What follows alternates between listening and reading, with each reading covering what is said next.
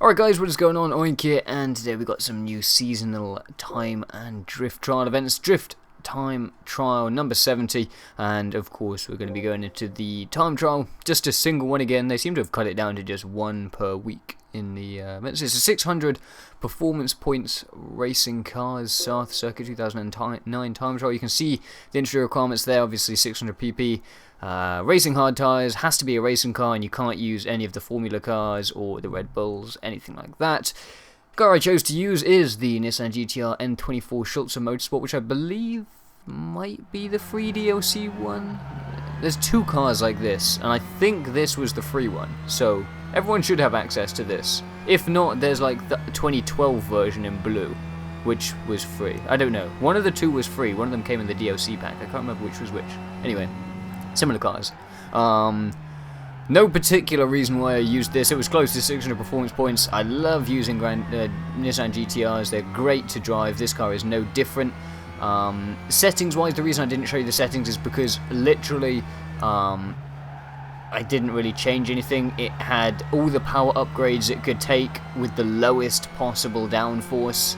Obviously on Sarthe it's all about those massive straights, so more power is definitely more beneficial than more downforce, so minimize your downforce, maximize your power, and that will set you up nicely for this. These cars drive like an absolute dream, so no need for any tuning unless you really want to do something specific.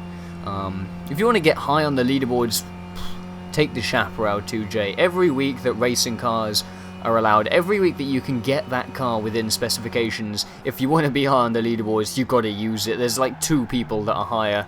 One guy's like 20 seconds or like 10 seconds higher than the guy in second, which I kind of doubt. Like, he's beaten like a dude, like the guy in top's got like a Peugeot 908, like Le Mans car, and the guy in first's using like a touring car or a GT300 spec car or something, so I'm not quite sure.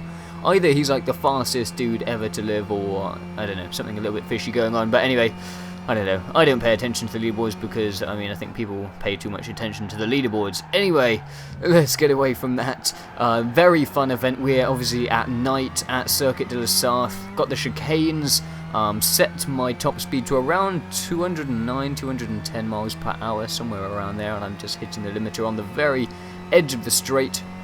Had a lot of fun driving this. I mean, it's not easy by any means. Those of you that aren't familiar with the track will find the nighttime is a little bit impairing.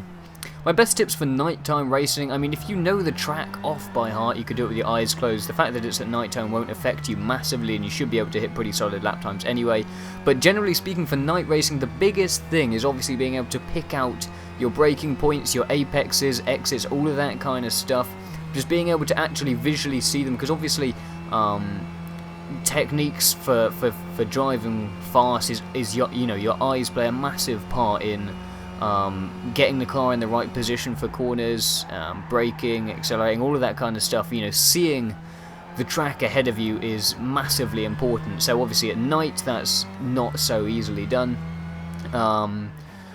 and yeah, I mean, unless you ramp up your TV's brightness or something, it will be dark, definitely.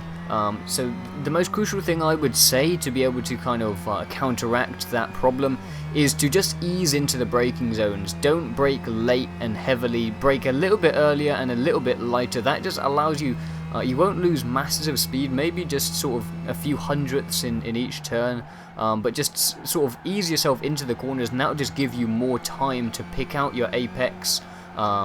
Make sure the car is in the right position and set up for the corner, all of that stuff. If you brake in too late and you have made a mistake, you're gonna not even see the corner before it's too late, basically. So as I said, just really ease the car into the corners. That'll allow you to pick out your apex, pick out your braking point, and then you can get the car in the right position, and you shouldn't lose too much time. As you become more familiar with the track at night, you'll obviously be able to push that boundary further and further.